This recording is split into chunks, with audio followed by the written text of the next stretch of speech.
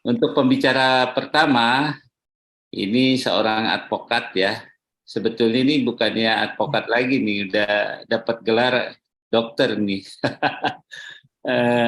Menteri Kesehatannya aja diberi gelar dokter ya, tapi ini lebih dari dokter ini kecintaannya.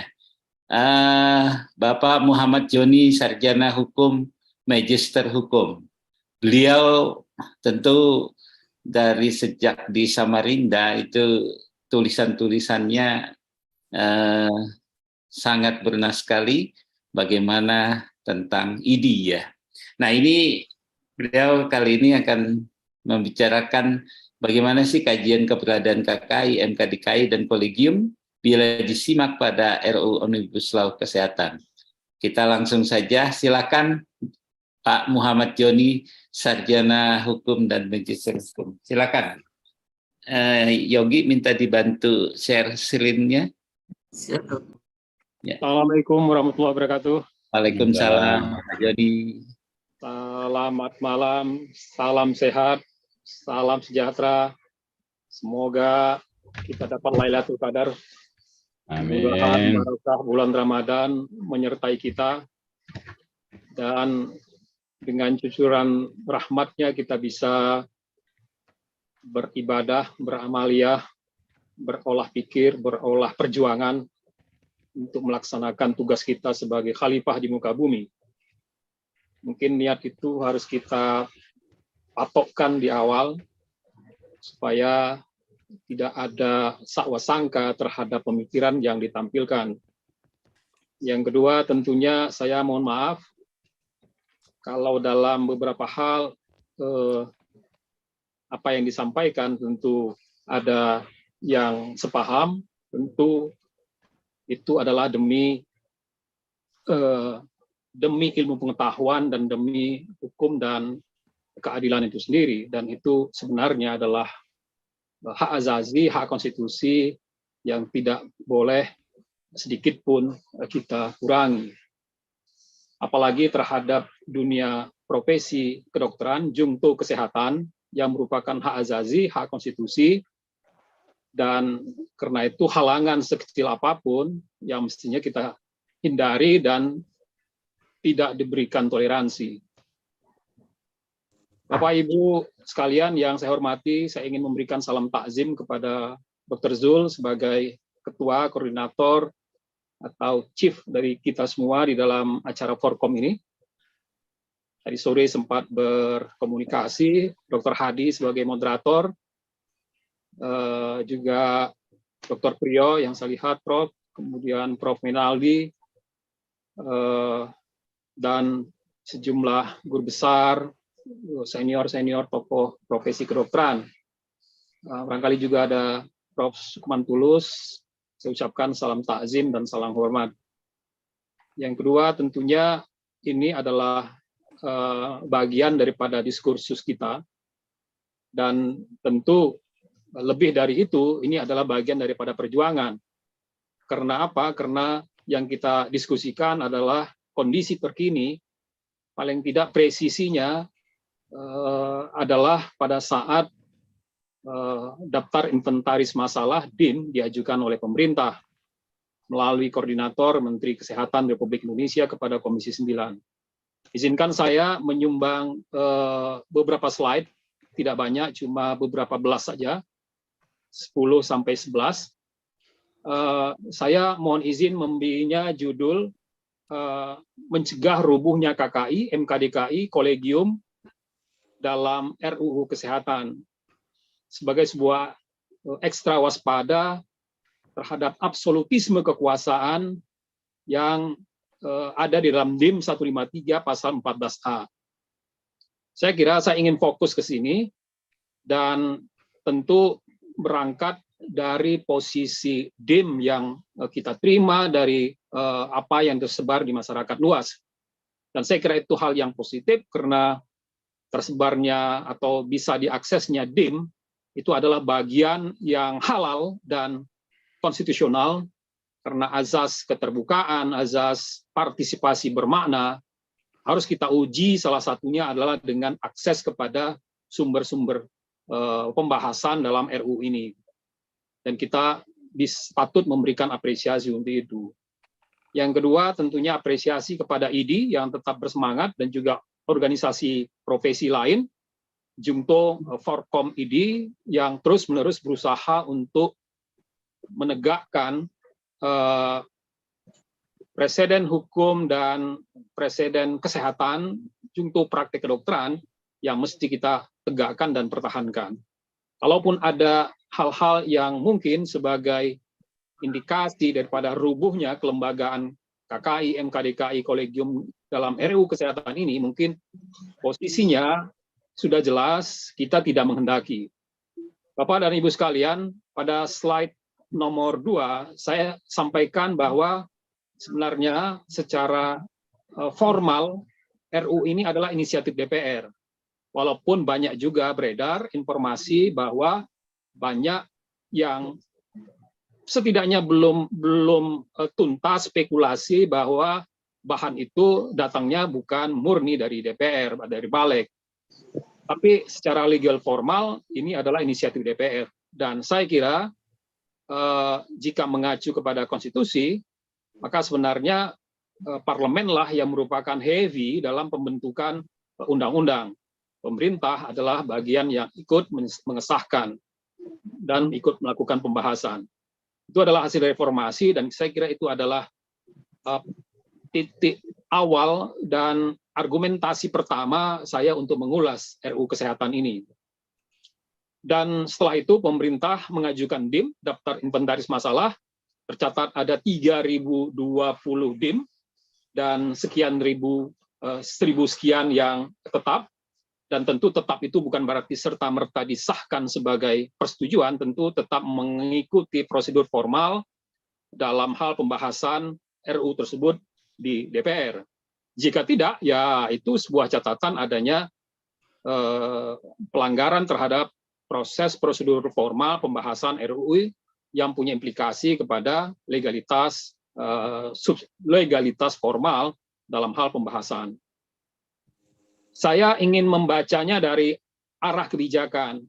Kalau dilihat dari konsideran dan pasal-pasal awal sampai pasal 5, baik dalam konsideran, huruf A sampai huruf F, nyaris 100% akur antara pemerintah dengan DPR. Tidak ada perubahan. Hanya sedikit ya perubahan redaksi frasa saja, bahkan judulnya pun tetap. Judulnya adalah Undang-Undang Kesehatan. Walau beberapa hari ini saya terinspirasi untuk menyoal apakah judulnya tepat seperti Undang-Undang Kesehatan, kemudian bermetamorfosis menjadi RUU Kesehatan. Bahkan dalam azas pun ada politik hukum yang merupakan azas bahwa pengaturan soal azas penyelenggaraan, huruf A sampai huruf S, tidak ada perubahan. Akur setuju antara RUU inisiatif DPR dengan DIM pemerintah. Semuanya tetap. Kemudian pengaturan tentang hak dan kewajiban, sedikit ada perubahan. Pasal 5 menegaskan frasanya berbunyi setiap orang berkewajiban. Huruf A sampai F. Artinya urusan ini, urusan kesehatan ini bukan monopoli pemerintah, bukan absolutisme pemerintah. Ini adalah dalil kedua yang ingin saya tawarkan untuk bisa menguji, menjadi batu uji terhadap pasal maupun DIM yang ada pada proses setelah DIM diajukan. Artinya, portofolio dan lingkup bidang kesehatan bukan hanya menjadi domainnya pemerintah selaku executive body. Saya memahami dan kita tentu bisa memahami pemerintah executive body bukan negara, kekuasaan milik negara, tapi pemerintah melakukan kekuasaannya di bawah negara. Pemerintah bukan negara, dan karena itu negara adalah salah satunya adalah executive body pemerintah. Jadi hemat saya, kalau didalilkan bahwa pemerintah yang mengatur, government to govern, itu adalah kekeliruan yang gagal membedakan antara state dengan executive body sebagai government. Dengan demikian, tetap melekat dari pasal 5 ini, kewajiban masyarakat, jungto rakyat, pun demikian non-state aktor lainnya, dan tentu saja organisasi profesi yang existing dan sudah punya peran, sumbangan, dan tabah melakukan tugasnya di garis depan. Itulah arah kebijakannya, dan dengan demikian saya membaca dari saripati, dari konsideran, dari arah kebijakan, dari azas, dan dari tugas dan kewajiban, dapat dikatakan akur 100% nyaris tidak ada perbedaan prinsip antara DPR dengan pemerintah. Tidak ada perbedaan yang azasional, garis arah kebijakan politik hukum antara pemerintah dengan DPR. Dan saya berasumsi secara legal formal, secara logika yang berurutan, tentu pasal-pasal berikutnya mestinya tidak ada inkonsistensi dan pertentangan yang signifikan, yang bermakna. Namun pada bab 3 tentang tanggung jawab pemerintah dan pemerintah pusat pun demikian. Ada konsistensi, dan saya kira ini adalah pengakuan terhadap bidang kesehatan sebagai urusan pemerintahan konkuren, urusan yang dibagi habis antara pusat dengan daerah. Dan karena itu sepatutnya, dan itu tidak bisa dinafikan, bahwa RUU Kesehatan ini materi muatannya itu konkordan dengan Undang-Undang Pemerintah Daerah. Lagi pula, Undang-Undang Pemerintah Daerah, Undang-Undang Nomor 23 tahun 2014, sama sekali tidak disentuh, tidak diubah, apalagi nekat dihapuskan oleh RUU Kesehatan Omnibus Law ini. Jadi ada urusan konkuren pemerintah pusat dan daerah, dan itu adalah pengakuan terhadap kelembagaan. Nah, nanti kita coba periksa apakah itu konsisten dengan keadaan di mana izin tertentu, surat tertentu yang disentralisasi menjadi urusan pemerintah pusat.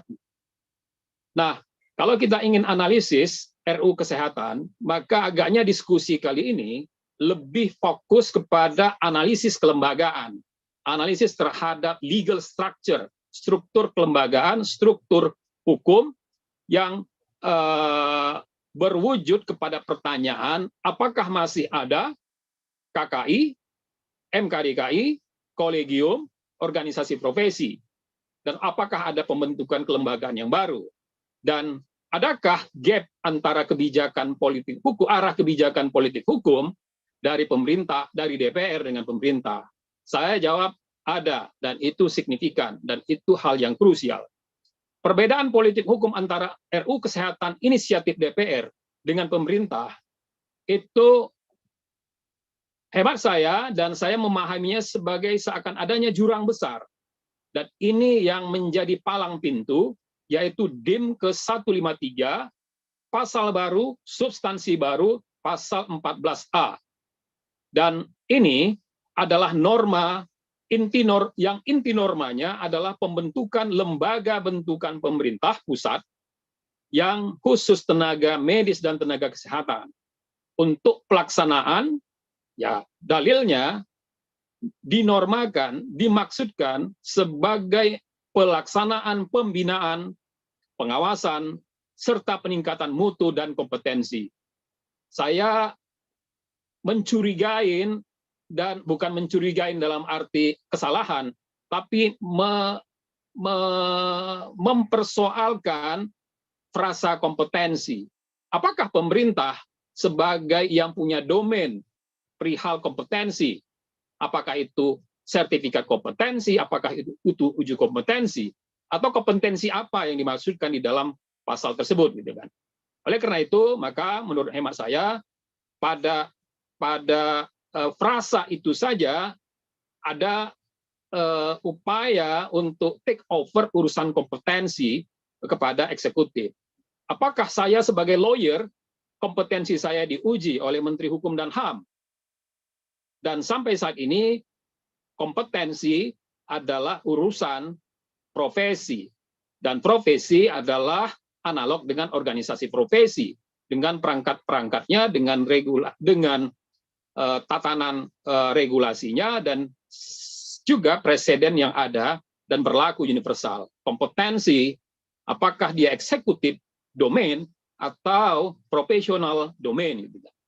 Dari DIM nomor 153 pasal 14A, terasa nyata bahwa pemerintah pusat dan hemat saya, Jungto Menteri Kesehatan, hendak memberangus habis lembaga otonom KKI, MKDKI, kolegium, organisasi profesi, yang diganti dengan lembaga bentukan pemerintah pusat CQ Menteri Kesehatan.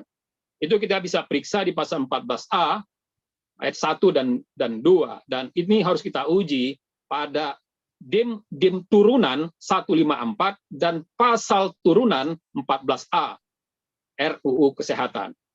Jadi, setakat ini kita tidak lagi hanya membuka satu kitab, yaitu kitab RUU Kesehatan, tetapi juga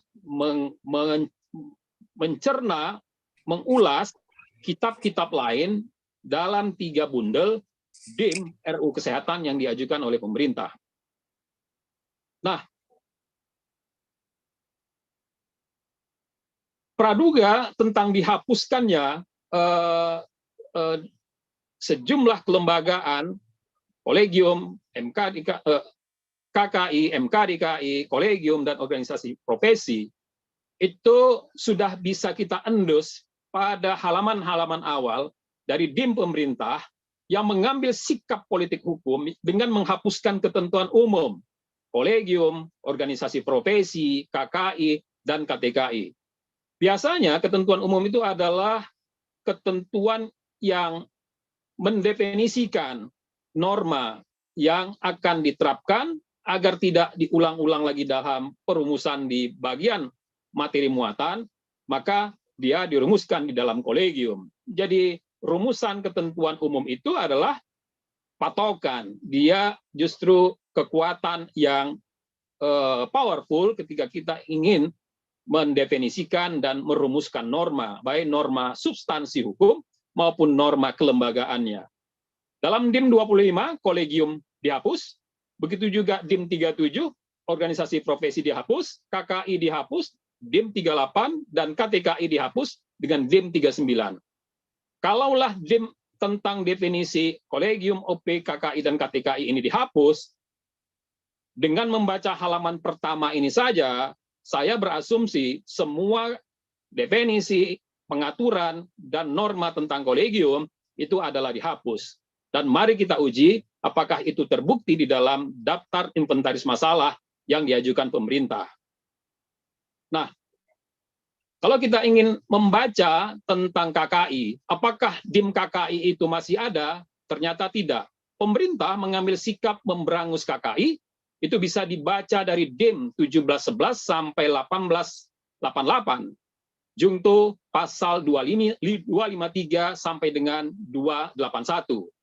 Jelas bahwa status DIM pemerintah adalah dihapus. Begitu juga terhadap organisasi profesi, DIM 2044 sampai 2047, pasal 314, DIM-nya dihapus, status OP dihapus. Begitu juga kolegium, DIM-nya dihapus 2048 sampai 2062, pasal 315. Jadi kita sudah bisa mulai curiga bahwa lembaga-lembaga ini akan tidak ada pengaturannya di dalam RUU ini dengan asumsi DPR menyetujui. Tapi saya kira tidak semudah itu DPR bisa diperlakukan, dan tentu masyarakat juga punya hak yang kritis untuk itu. Bahkan bukan cuma KKI, MKDKI sebagai badan peradilan kehormatan juga dihapuskan dengan DIM 2063 sampai 2073, pasal 316 sampai dengan 319. Oleh karena itu ketika kita membahas RUU Kesehatan, maka fokus kita tinggalkan RUU Kesehatannya, fokus kepada DIM yang diajukan. Namun dalam hal MKDKI, pengganti MKDKI itu dibunyikan sebagai mekanisme pengaduan tertulis. DIM 2074 sampai 2097, pasal 320, 325. Saya tidak habis pikir bagaimana mungkin kelembagaan peradilan dalam tanda kutip terhadap pengaduan disiplin medis yang merupakan lembaga yang ya sebutlah sebagai badan peradilan karena dia punya irah-irah demi kehormatan berdasarkan ketuhanan yang Maha Esa, dan karena itu ini adalah lembaga peradilan, kuasi peradilan, dan itu pun dihapus. Walaupun dalam pasal tersebut tidak disebutkan mengadu ke lembaga mana dalam DIM ke 2074, pasal 329 ayat 1. Hendak dialihkan ke lembaga baru mana, di situ di dalam DIM tersebut disebutkan lembaga itu adalah Sistem Informasi Kesehatan Nasional, SIKN, buatan Menteri Kesehatan dengan memanfaatkan teknologi informasi dan komunikasi. Jadi bisa kita bayangkan bahwa ada downgrade yang berlebihan, bukan cuma downgrade saya kira, tapi juga menghapuskan MKDKI dan menurunkan DNA MKDKI yang merupakan lembaga peradilan menjadi semacam mekanisme komplain, tempat memposting pengaduan ke dalam Sistem Informasi Kesehatan Nasional. Ya, namanya Sistem Informasi Kesehatan Nasional, tidak ada bau-bau peradilannya, tidak ada bau-bau majelis kehormatannya, dan tidak ada, apalagi tidak ada nomenklatur MKDKI-nya sebagai kelembagaan yang existing. Dan saya kira ini adalah keruntuhan di dalam kelembagaan kedokteran kita, sistem kesehatan nasional kita. Dan ini adalah bukan saja kita kehilangan kelembagaan, tapi juga kehilangan lembaga check and balances dan kehilangan lembaga yang menampung pengaduan masyarakat, junto pasien, yang hal itu adalah hal yang paling fundamental ketika kita membangun relasi antara pasien dengan dokter sebagai relasi yang berbasis kepada kepercayaan. Dan karena itu, majelis pemeriksanya adalah orang-orang yang dipercaya mempunyai kompetensi dalam bidang kesehatan. Juntuk kedokteran dengan nama Majelis Kehormatan Disiplin Kedokteran Indonesia. Majelis Kehormatan, bukan teknologi informasi dan komunikasi yang saya kira tidak punya jiwa, dan kehormatannya pun tentu tidak ada, karena teknologi informasi dan komunikasi hanya sebuah sistem, sementara peradilan MKDKI adalah sebuah peradaban tentang keadilan.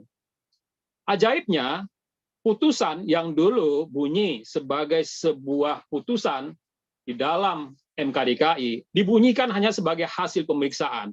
Ya, boleh jadi hanya check and recheck, kemudian diperiksa hasilnya apa, dan bukan sebagai putusan. Kita tahu putusan itu adalah analog dengan konsep hukum yang berarti adalah petitum, vonis.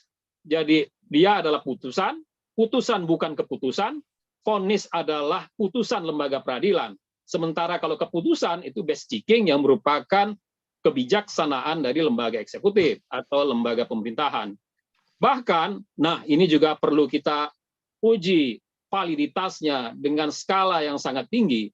Bahkan Menteri Kesehatan berwenang menerima ajuan peninjauan kembali DIM 2091 pasal 323 ayat 1. Inilah keadaan kalau ini lolos yang akan kita terima dalam tatanan hukum tentang KKI dan MKDKI. Nah, dengan begitu kuat fakta bahwa pemerintah CQ Menkes hendak menjadi tugas-tugas fungsi-fungsi kekonsilan, menjadi konsil, menjadi badan peradilan medis, QQ, menjadi badan kehormatannya yang sekarang masih ada itu MKDKI, dan bahkan lembaga PK, Kolegium, dan tak hendak menganggap organisasi profesi karena dihapuskan dengan pasal 1 ketentuan angka ke-37. Juga dalam hal perlindungan hukum ada pengurangan dan bahkan kekeliruan dalam pemahaman karena tidak hendak memberikan perlindungan hukum kepada seluruh tenaga medis, tenaga kesehatan yang bekerja. Kenapa? Karena frasanya adalah hanya melindungi subjek yang benar, melakukan sesuai dengan standar saja. Padahal setiap tenaga medis, apakah itu nantinya divonis A atau B, salah atau benar, dikenakan tindakan atau peringatan, tetap harus dibela. Karena haknya untuk dibela, haknya atas perlindungan hukum, itu berlaku untuk semua. Bukan yang kena dan bersesuaian dengan syarat dan ketentuan saja. Jadi, kalau ibarat iklan, perlindungan hukum kepada tenaga medis dan kepada tenaga kesehatan berlaku untuk semua, for all. Bukan berlaku untuk yang mengikuti keadaan tertentu sesuai syarat dan ketentuan berlaku. Tidak seperti itu. Dan ini saya kira adalah benih dari adanya superbody, dan itu adalah absolutisme kekuasaan dalam bidang penyelenggaraan kesehatan, junto kesehatan kedokteran kita. Nah, dengan demikian saya melihat adanya gap kebijakan kelembagaan hukum antara DPR dengan pemerintah. Mestinya hal ini tidak terjadi. Mestinya secara logika formal hal ini tidak akan berlaku karena pada konsideran pada pasal-pasal permulaan, dan saya kira juga demikian maksud aslinya adalah sama antara pemerintah dengan DPR, karena memang ini adalah hal yang dimaksudkan demikian. Tetapi dalam bidang kelembagaan, dalam DIM, antara DIM dengan RUU itu sendiri, ada kebijakan yang gap-nya terlalu besar. Keadaan ini saya anggap adanya kebijakan yang bertolak belakang sebagai politik hukum yang bertolak belakang, yang diusung pemerintah, yang diusung DPR RI dengan RUU inisiatifnya, dengan DIM pemerintah. Ada jurang yang sangat lebar antara politik hukum DPR yang menghargai, mengakui eksistensi kelembagaan, walaupun tidak menyebut lagi KKI, Majelis Kehormatan Disiplin atau MKDKI, namun DPR masih mengakui eksistensi kelembagaan hukum, legal structure, lembaga-lembaga yang ada pada undang-undang sebelumnya. Bahkan RUU inisiatif DPR ini tidak hendak membuat lembaga baru seperti SIKN ini. Ini adalah soal kebijakan yang sangat berbeda antara DPR dengan pemerintah, dan kiranya itu tidak akan terjadi kalau di awal pada konsideran, pada arah kebijakan hukumnya adalah sama. Ada gap yang lebar politik hukum perihal kelembagaan hukum ini dan pengakuan peran tanggung jawab setiap orang termasuk organisasi profesi. Saya ingin menukik kepada analisis kritis terhadap DIM 153 dan turunan DIM lain versus kepada azas-azas yang tertera di dalam pasal 2.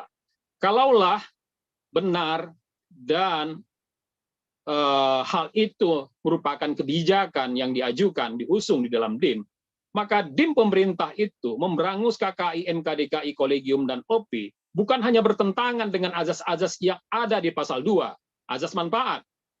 Bagaimana mungkin undang-undang ini tidak memanfaatkan yang sudah bermanfaat bagi dunia kesehatan, yaitu lembaga-lembaga yang tadi sudah saya sampaikan. Kemudian azas penghormatan terhadap hak dan kewajiban. Bagaimana mungkin pada pasal 5 di awal bahwa kewajiban dan hak setiap orang dalam melakukan tugas dalam bidang penyelenggaraan kesehatan. Bagaimana mungkin penghormatan terhadap hak dan kewajiban itu bisa dilakukan kalau kelembagaannya ditiadakan. Azas kepentingan umum, bukankah hak atas peradilan, kehormatan, bukankah hak atas lembaga state auxiliary body yang namanya KKI, lembaga yang merupakan partnership antara public and professional, ditiadakan? Bagaimana mungkin kita menyebut ini sesuai dengan azas kedaulatan negara kalau pemerintahnya menganeksasi, mengakuisisi tugas-tugas yang sebenarnya ada pada lembaga state auxiliary body, pada lembaga-lembaga profesi, KKI, MKDKI, kolegium, dan organisasi profesi. Begitu juga azas ketertiban dan kepastian hukum, karena tidak ada ketertiban, karena kelembagaannya menjadi ada pada satu tumpuan, dan saya kira itu adalah hal yang memang menjadi alasan untuk mempertanyakan kepada azas-azas yang tadi saya sampaikan. Bahkan saya kira dengan adanya dekonstruksi terhadap lembaga-lembaga hukum tadi, ini bukan hanya melanggar azas-azas pada pasal 2, huruf C sampai huruf R tadi, yang paling juga tidak boleh disingkirkan adalah ketentuan DIM, kebijakan yang dirumuskan sebagai DIM dan penjelasannya itu bahkan melanggar azas universal, yaitu larangan diskriminasi. Adalah bersikap diskriminatif ketika ada lembaga, ketika ada organisasi profesi yang sudah eksis dan bekerja dan terbukti berbakti kepada negeri, namun ditiadakan di dalam tatanan hukumnya, tatanan hukum di mana dia mengabdi selama ini. DIM pemerintah hapuskan sistem kelembagaan, dan saya kira itu pertentangan politik kelembagaan yang harus kita kritisi. Dengan DIM 153, pasal 14A, dan segenap turunannya, padahal pembentukan undang-undang menurut Undang-Undang Dasar itu adalah heavy-nya DPR, bukan Presiden lagi. Saya kira untuk hal ini, saya mengambil sikap mendukung DPR Komisi 9 mempertahankan kelembagaan hukum dalam RUU Kesehatan dan menolak penghapusan sebagaimana DIM 153 dan pasal 14A berikut turunan-turunannya yang menghapus KKI, MKDKI, kolegium, pun begitu juga adalah organisasi profesi, diatur dalam tatanan hukum Undang-Undang Kesehatan yang sekarang masih RUU Kesehatan. Dan ini saya kira adalah bentuk daripada dekonstruksi kelembagaan yang sudah ajak bekerja, yang sudah terbukti mengabdi, dan saya kira pemberangusan kelembagaan kedokteran hasil reformasi yang dulu dihasilkan dengan Undang-Undang Praktek Kedokteran dan disahkan dan diundangkan oleh Presiden Megawati Soekarno Putri, dengan begitu saja, dengan DIM-DIM yang ada, didekonstruksi menjadi penghapusan sejumlah kelembagaan. Kita pilih mana, reformasi atau dekonstruksi yang berdalih sebagai reformasi, sebagai reformulasi. Dan saya kira kalau kita hendak memberikannya kepada sebuah kalimat atau frasa, ini adalah absolutisme dalam hal kekuasaan atas penyelenggaraan kesehatan dengan menghapuskan kelembagaan-kelembagaan, tidak adanya mekanisme yang ajak, dan karena itu kepentingan publik, kepentingan masyarakat menjadi tersingkirkan.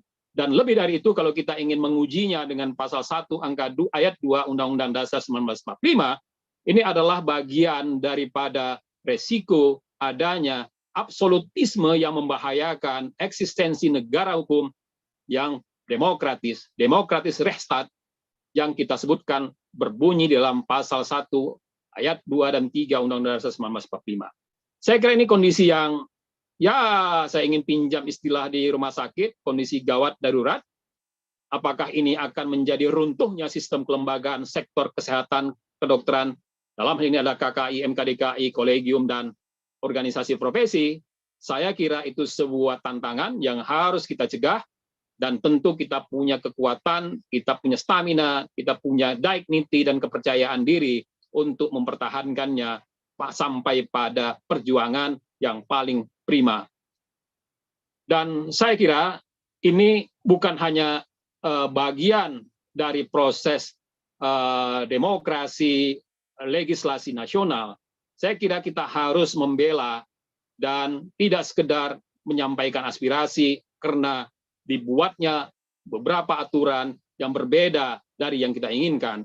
Tetapi penghapusan ini adalah wujud daripada dugaan absolutisme kekuasaan yang merupakan antitesis daripada ajaran konstitusionalisme yang merupakan ajaran yang merupakan turunan daripada kepatuhan kepada konstitusi. Akankah ini dibiarkan? Bagaimana sikap dan tindakan para pejuang-pejuang konstitusional kita? Saya kira kita masih punya waktu untuk bisa merumuskan tindakan langkah yang konstitusional dalam rangka membangun Indonesia yang berbasis kepada konstitusi dan konstitusionalisme sebagai sebuah bagian daripada peradaban konstitusional kita. Ilmu saya cuma sedikit, tak bisa bedakan mana koma, mana titik, mana sutra, mana batik. Maaf atas sang hilaf, ampun untuk yang tak santun. Billahi taufiq wal hidayah. Wassalamualaikum warahmatullahi wabarakatuh. Tabi. Makasih.